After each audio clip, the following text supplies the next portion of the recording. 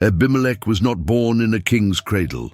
The son of Gideon with a concubine from Shechem, he came into the world far from the halls of honor and the red carpets of nobility.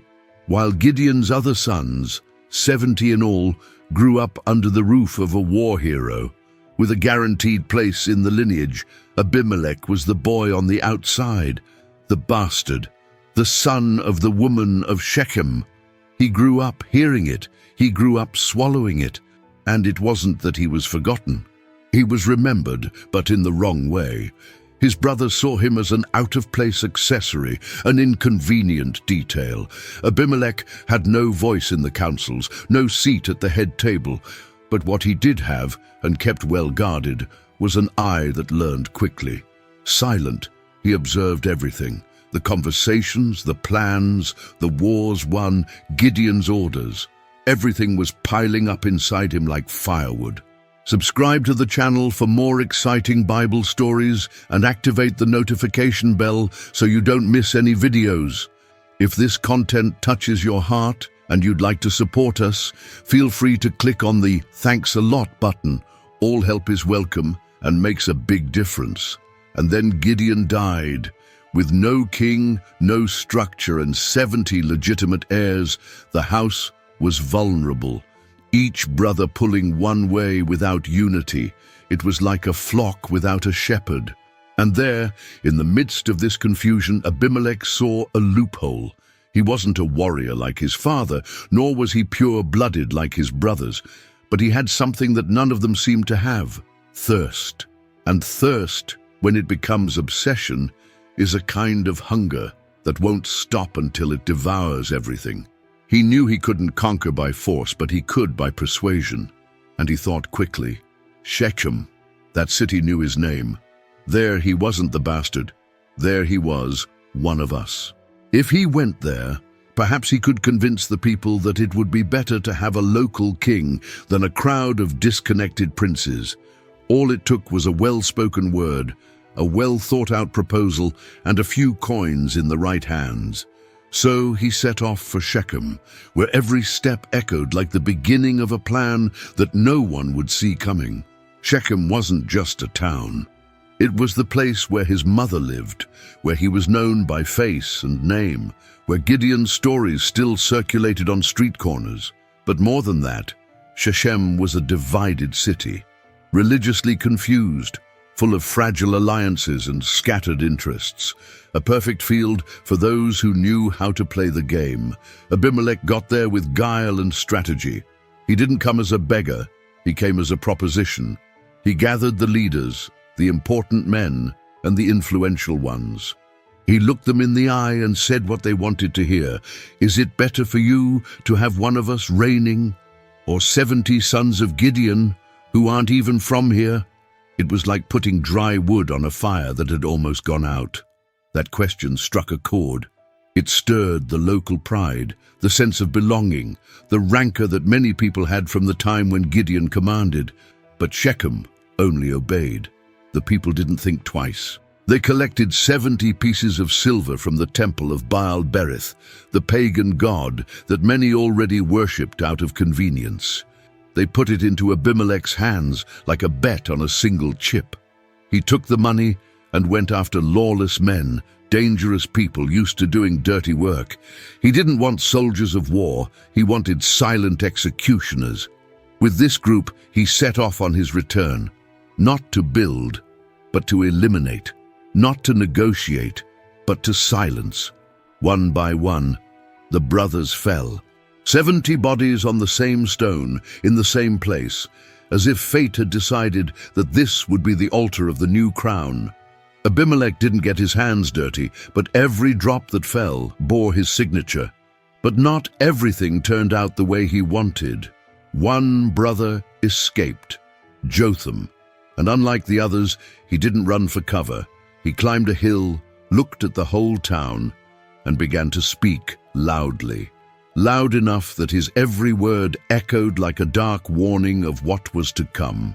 Jotham wasn't the strongest or the oldest, but he was the only one left. He saw the bodies of his brothers, smelled the blood mixed with the earth, and knew instantly It wasn't just a massacre, it was a dirty coronation. He ran away, not because he was a coward, but because he still had something to say.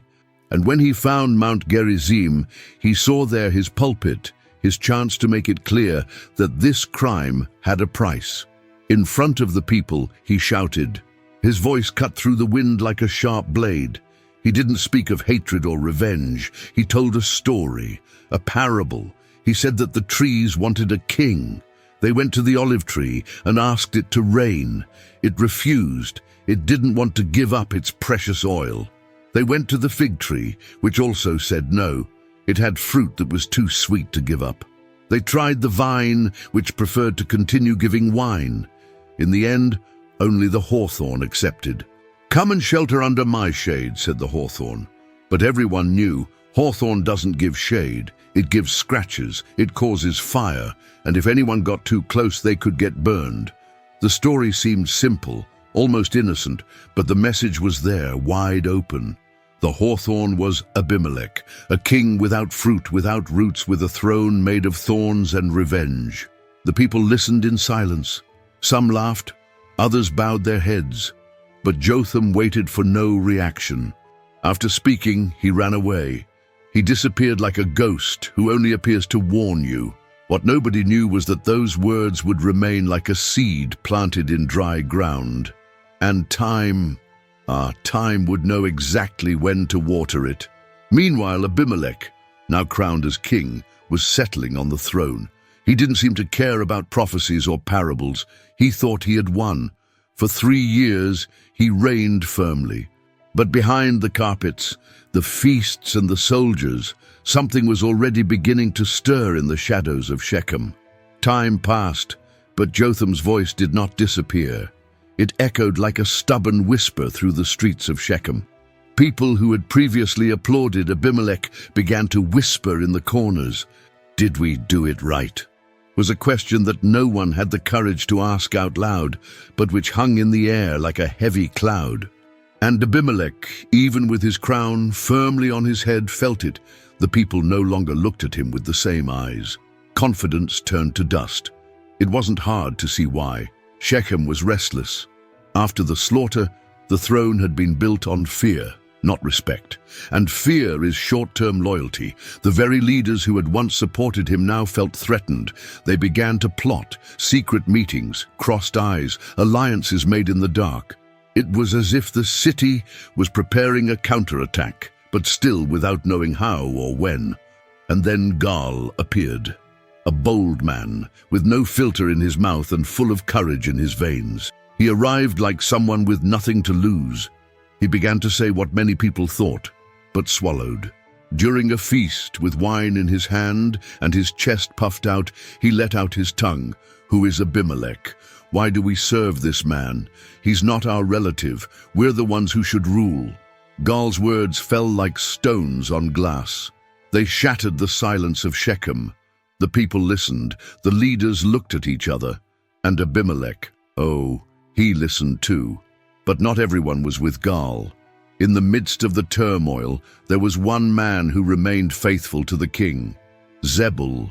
Silent, calculating, he watched everything from his corner. He didn't raise his voice. He didn't draw attention to himself, but he sent a message. Because if Gaal wanted confrontation, then confrontation he would get, and sooner than he thought. Zebul wasted no time. As soon as he heard Gaal's speech, he took a trusted messenger and sent him straight to Abimelech. The message was clear. There's a Gaal here making a name for himself, winning over the people and thinking he's king. If you want to hold the throne, come soon, but come with everything. When Abimelech read this, he didn't think twice. He called his men together and marched out at night, quietly. The plan was simple. Surround the city before anyone noticed. He arrived in Shechem before sunrise. He divided his army into groups and spread them out on the surrounding hills. They stayed there, crouching in the dark, waiting for the right time. The sky was beginning to lighten when Gaal, his chest still full of pride, walked out of the city gates. He looked at the horizon, scratched his eyes, and saw figures moving among the trees. "Is that the dew rising?" he asked, trying to pretend that nothing was nothing. Zebul, next to him, held back a crooked smile. "Dew, those are people, Gal, army, and you'd better get ready, because Abimelech is coming." Just then, his tone changed. What had been bravado became fear. Gal tried to rally his men, but it was no longer a party, it was war. And Abimelech attacked with everything. The city became chaos. Dust, screams, steel hitting steel. Gal tried to resist. He tried to be the hero he promised to be, but he was pushed out, defeated, expelled. Abimelech recovered Shechem, but he didn't forget his daring. That rebellion, however short-lived, had wounded his ego. And a king with wounded pride doesn't think with his head. He thinks angrily. So he decided to send a message, and not just to Gal. It would be for the whole city, a warning engraved in fire and ashes. Shechem breathed fear. After the beating in Gal, the city seemed to be tiptoeing. The doors closed early, the markets murmured instead of shouting, and the children stopped playing in the streets. Everyone knew that Abimelech was there, and that he hadn't come just to retake the throne. He wanted to make the city remember, by force, who was in charge. And it didn't take long. The next day, when the people tried to go out into the fields, to work, to tend the crops, to harvest what the weather had given them, they were surprised. Abimelech's men were hiding, waiting. They attacked without warning, without mercy, one blow after another. People running, screaming, falling. It wasn't a battle, it was punishment. But Abimelech still didn't think it was enough. He wanted to erase the city from his memory. He went up with his men to the hill of Salmon, near a forest. There he cut down a tree branch with his bare hands. He raised it high, like someone showing a weapon, and said, "Do what I did, quickly." Each soldier took his branch. They marched back in a line, carrying wood as if it was sacrificial wood. The inhabitants of Shechem, already desperate, had run into a fortified tower, thinking they would be safe there. But it was precisely there that Abimelech took the branches. They piled everything at the base of the tower, and without a word, they set it on fire. The flames rose as if they were thirsty. They screamed and swallowed up wood, stone, and people. 1,000 men and women burned to death there in a single day. A fire that not only destroyed the tower, but also brought Jotham's words back to life. The thorn tree, the one that said, "Take shelter under my shadow," was now showing what its shadow really offered: heat of destruction. But Abimelech was still not satisfied. If Shechem fell, why should Thebes stand? Thebes hadn't even taken part in the confusion, but that didn't matter to Abimelech. After seeing Shechem in ashes, he was inflamed inside, as if each neighboring city carried an invisible threat, and if one rebelled, why not the others? Paranoia became strategy, and the next target was clear. He marched his men straight there. He didn't ask for explanations. He didn't send a messenger. He didn't listen to anyone. He arrived with sword in hand and hatred in his eyes. Thebes tried to resist, but it wasn't a city of war. It was a town of fields, crops, and families. When they saw the soldiers approaching, they ran, all of them. Old people, children, women, workers. They all sought shelter inside the city tower, the last place where they still believed they were safe.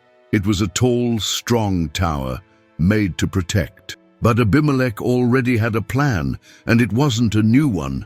It was the same one he had used in Shechem, the same formula, the same kind of cruelty. He sent his men into the nearest forest, cut down branches, bring wood, pile it all up at the base of the tower. Meanwhile, inside, the people huddled together, praying, crying. They were hoping for a miracle, or at least that Abimelech would back down. But he wouldn't back down. He was blind. For him, this wasn't just another city. It was another chance to prove that no one would challenge him, not with words, not with silence, not with fear. When the base was already full of wood, he climbed down with his bundle in his arms. He threw it there like someone who puts an end to things. Only this time, fate had other plans. At the top of the tower among the refugees, there was a woman. She wasn't a soldier, nor did she have a sword, but she was carrying something simple, heavy, and ancient, a millstone. And as Abimelech approached the gates, she held it with both hands, and did what no one else had the courage to do. The stone wasn't big or pointed or shiny like a weapon of war. It was just a millstone, the kind that women used to grind grain, turning in silence every day, without glory or honor. But in the hands of that anonymous woman, it became justice. She looked down from above, saw Abimelech approaching confidently, surrounded by soldiers and smoke, and without saying a word, she let go. The weight fell from the sky as if it had been thrown down by fate itself. There was no scream, no fanfare, just the dry sound of the stone hitting the king's skull. 1 second, that was it. An instant between glory and fall. Abimelech staggered. Blood ran down his face mixed with sweat and the dust of battle. He felt the world spinning, his legs failing him, his pride shattering on the ground. That stone thrown by a hand he would never have imagined facing not only broke his bone, it shattered the image of invincibility he carried, but he was still breathing. And in the midst of the pain, the humiliation, what bothered him most wasn't death coming. It was the way it would come. He didn't want to be remembered as the king who died by the hand of a woman. That, for him, was more shameful than the end itself. He called his squire, pulled him close and ordered, "Take your sword and kill me, quickly, before they spread the word that it was a woman who struck me down." The boy obeyed. He stuck the blade in. And so, between the fire he himself had lit and the shame he tried to hide, Abimelech died. But his name, that had already been marked. And it wasn't for victories or power. It was for the stone that came from above. And by the prophecy that years before, a certain brother had shouted from the mountain, Abimelech's body fell without ceremony. A king cut down by his own haste, defeated by a kitchen stone, and finished off by hands that had sworn their loyalty. There was no weeping crowd, no hymn, no honor. There was silence, a heavy, almost uncomfortable silence, as if even the earth was confused by that end. The surrounding soldiers remained motionless for a while. The man who had led them with an iron fist now lay on the ground, his eyes still open but dull. No one knew what to do. It was as if the command had evaporated along with the king's last breath. Without him, there was no cause, only fear and exhaustion. The tower still stood, and from up there, that woman, who no one knew by name or where she came from, was still looking down. She didn't come down to explain herself. She didn't run away. She stood there firm, as if she knew that she had just changed the course of history without having to say a word. Not with speeches, but with gestures. And it was then that Jotham's words came back, like a wind passing through memory. They remembered the fable of the trees, of the hawthorn that offered to rain, the false shadow, the empty promises. They remembered the fire, and now they saw the end. An end that wasn't by chance, nor the work of blind fate. It was foreshadowing. It was the cycle closing, and as if history wanted to be clear, the sacred text itself didn't miss the point. So God laid on Abimelech the evil he had done against his father by killing his 70 brothers. Justice, which had seemed dormant, awoke. And it didn't need armies or lightning from heaven. All it took was a stone, a blow, and a name without a crown. While the body was still cooling, the people of Israel were returning home. And in the midst of this return, something began to change. With Abimelech dead on the ground and silence hanging in the air like a heavy curtain, the soldiers began to disperse. There was no command to withdraw, no formal order. They simply left, each taking his own path, as if a spell had been broken. What had once been fear disguised as loyalty became nothing more than road dust. The people of Israel also began to return home. They came slowly, looking back with the look of someone who had seen more than they wanted to see. No songs, no shouts of victory, just long, slow steps, carrying a kind of tiredness that isn't physical, it's of the soul. And there, in the trail Abimelech left behind, lay the wreckage of a history marked by blood, power, and a thirst for control. A burnt-out city, another almost destroyed, and a throne that never really was. Everything he built was by force, with coins bought, with fear implanted, with sword pointed. And in the end, none of it held the crown. Anyone looking from the outside might have thought it was just another war between men. But anyone paying attention could see the invisible threads pulling it all together. A cycle that began back then with a wrong choice, a selfish plan, and a thirst that was never quenched. And Jotham's prophecy, it wasn't just a warning, it was like a mirror. Everything he said came true, from the thorn bush that reigned without shade to the fire that consumed everything around it.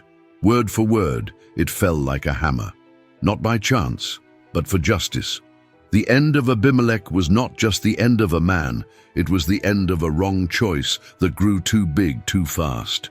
He began by trying to plug a hole, the hole of wounded pride, of rejection, of a thirst for a place that wasn't given to him. But instead of healing, he dug deeper. He used blood as cement, fire as proof of strength, and fear as a form of government. And when everything collapsed, there was no throne left, no glory. All that was left was what he was from the beginning, a thorn bush trying to pass itself off as a fruit tree. His story is a clear warning. It shows what happens when someone wants to climb at any cost, without thinking about the falls that may follow. Because the problem wasn't just what he did to others, it was what he did to himself. He killed brothers, betrayed roots, burned down cities, all to feel great. And in the end, he died asking to hide his shame. A king who commanded so much, but couldn't even control his own vanity. The strongest part of this story isn't even the stone that fell. It's what it represents. A woman with no name, no position, no power was the one who brought down the one who thought he was untouchable. Sometimes God uses the unlikely to show that no throne made of pride can stand for long. And Jotham's words, they continue to echo, not just in Shechem, but wherever we try to hide under the wrong shadow.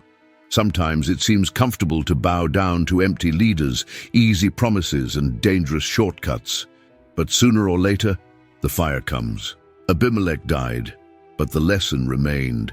And she says, with a firm voice, that the end is never about the power you had, but about what you did with it. If you liked Abimelech's story and want to continue following other stories of faith and overcoming, be sure to like this video and share it with those you love. And of course, subscribe to the channel so you don't miss out on any new content. Together, let's explore more powerful lessons from the Bible.